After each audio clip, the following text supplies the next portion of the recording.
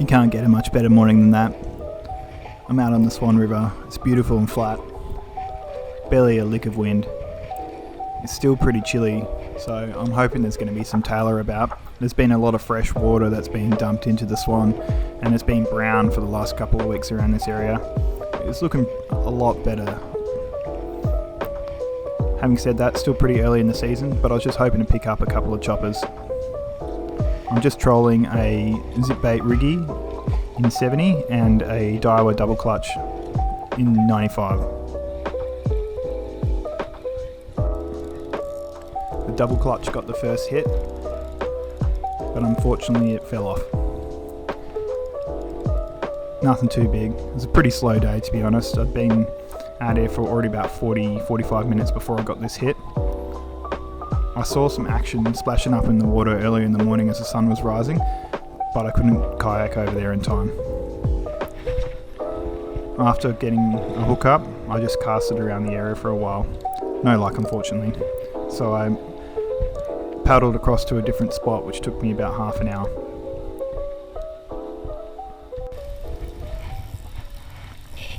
Within about 5 minutes of going to the new spot, paid dividends. This one hit the Zipbaits Rigge.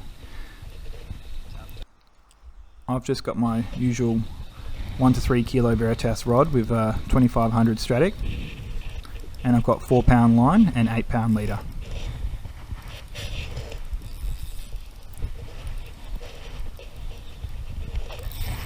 Taking a little bit of string.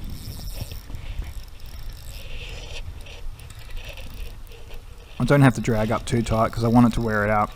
It's a pain in the ass when they flick around all over the kayak.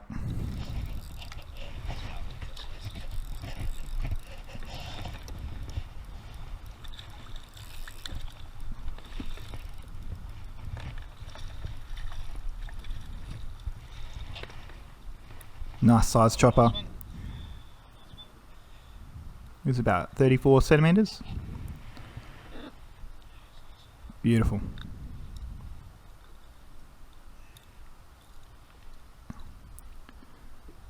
So I did a few drags along the same area, and it wasn't long until I was hooked up again, probably in about 5 minutes. It's always a way, trolling for 2 hours or so, and then you get 2 fish in 5 minutes.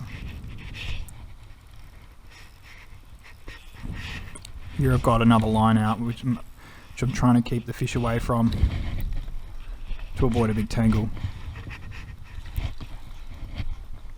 There's been literally no boats out in the water, and as soon as I land a fish, there's a fella in his bloody $300,000 boat starting beeping me to get out of the way. I don't know if you could see that I've got my lines tangled up and trying to net a fish at the same time. You'll probably hear him beeping in a second.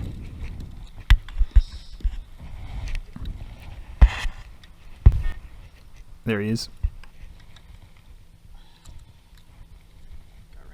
He wasn't slowing down or giving me time to pull in my lines, so I had to paddle away with one of the lines right out, and the tangle just got worse and worse.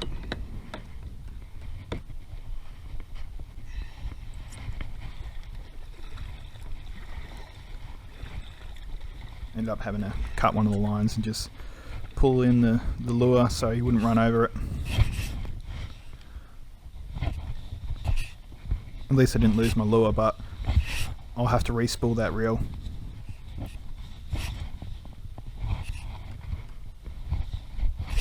I ended up with 3 in the day, all caught on the Rigge.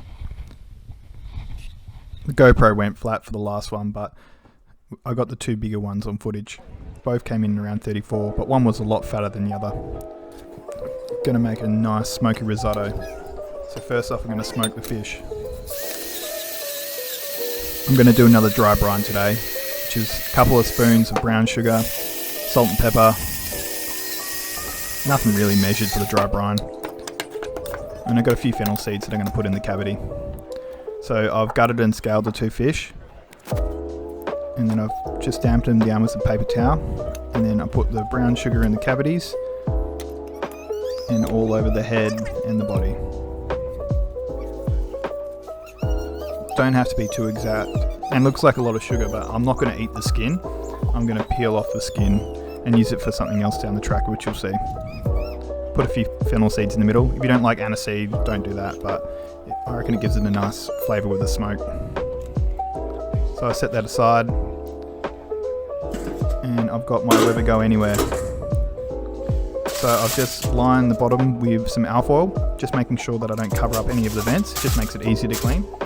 And then I've made myself another little tray with alfoil to collect all the fish juice. The good thing about the little Weber, you don't need that many briquettes, and I'm going to smoke this a bit slower. You can do a hot smoke and do it really quickly, or you can just use a few briquettes like I've got here. It's about 15 minutes, and you can see the salt and has melted the sugar onto the fish. I've added a few more briquettes so that it will slowly burn down and across. I've just added another little bit of alfoil down here to deflect some of the heat as well. I'll chuck on the fish and put the head closest to the coals because I'm not going to eat the head. Having said that, the head's going to be the most important part of the recipe I cook. I've just had to trim the tails as well just because they didn't quite fit.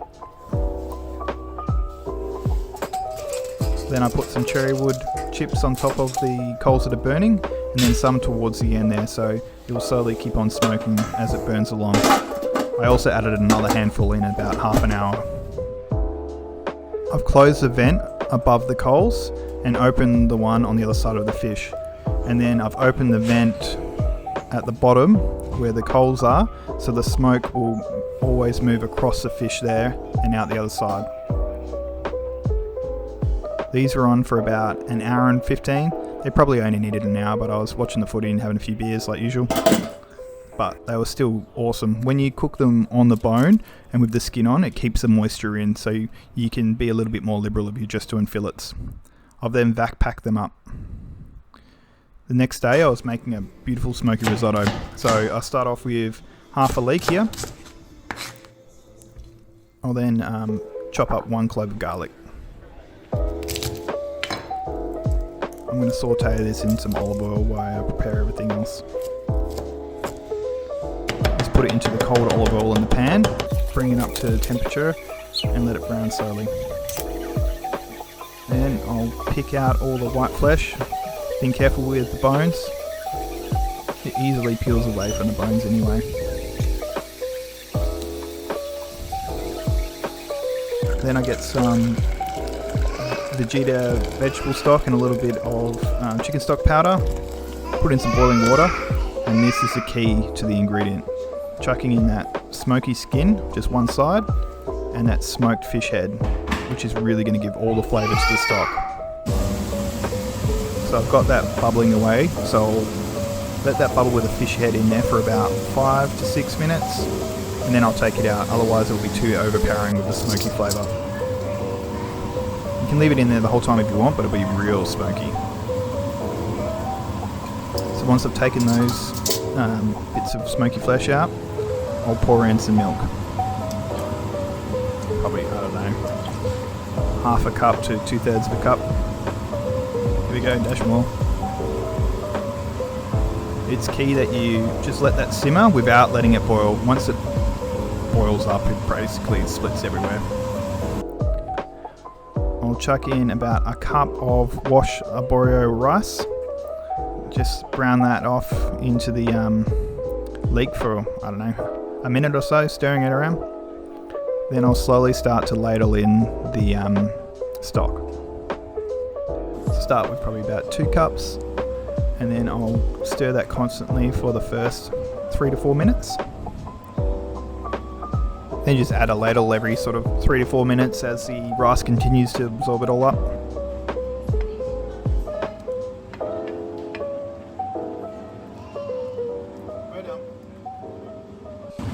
With about 10 minutes to go, I'll add in some peas, just some frozen peas.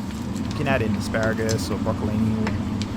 Just wouldn't add in too many veggies in this one because you want to make it, I guess, more about the fish.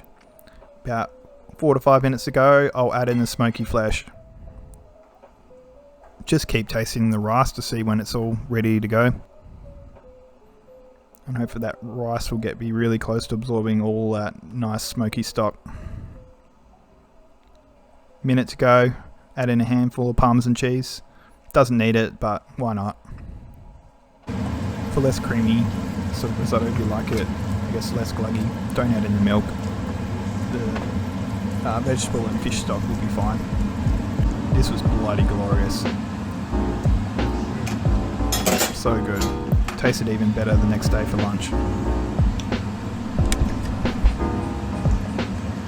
That sugary, smoky fish head has made all the difference with the stock. Bloody beautiful. For more Tailor catch and cook videos, please subscribe. Feel free to ask any questions in the comment section.